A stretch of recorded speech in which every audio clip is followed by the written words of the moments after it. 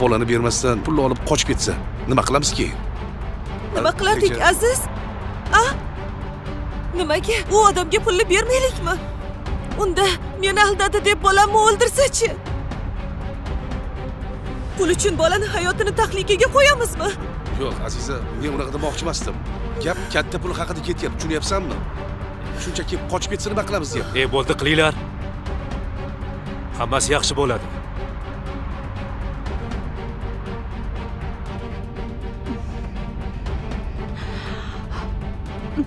Ey Xudo. Bolam.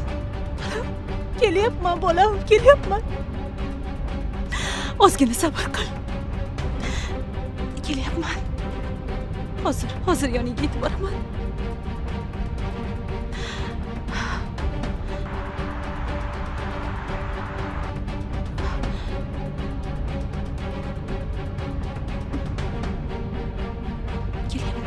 Kelyapman, bolam. Rahmat.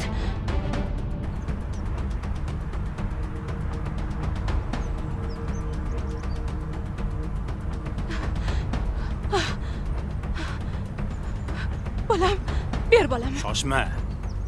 O'tayinki. O't bu yoqqa dedim. Mana keldim. O'tir. Keldim. O'tir dedim. Qo'rqma. Sen bilan ketishga tayyorman deyapman. Faqat bolamni ber. Ey, g'alatimisan? Qanaqa bu onalik mehri? Hech tushunmayman. Emizmagansan, tug'magansan, bolam deysan. Shunchalik ham xohlaysanmi shuni? Ha, bu bola. Hamma narsadan ustun menga. Yaxshi, shoshma. Bu bola qimmatbaho bola. Avval pulni olaylik, keyin olasan bolangni. Hozir qo'yib ketadi. Borib tezda olib kelasan, tushundingmi? Olib kelmasang qara. Mayli, nima desang tayyorman. Faqat bolamni bersang bo'ldi. Beraman. Agar nayrang qiladigan bo'lsang, bolang bilan xayrlashuv, tushundingmi? Qo'lingni tort. Qo'lingni ol. Xo'p dedim senga.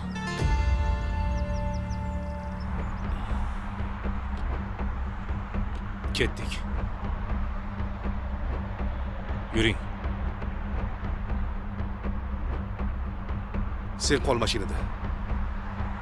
Iltimos, Aziz, men ham tushay, men ham birga boray. Yo'q, Aziza.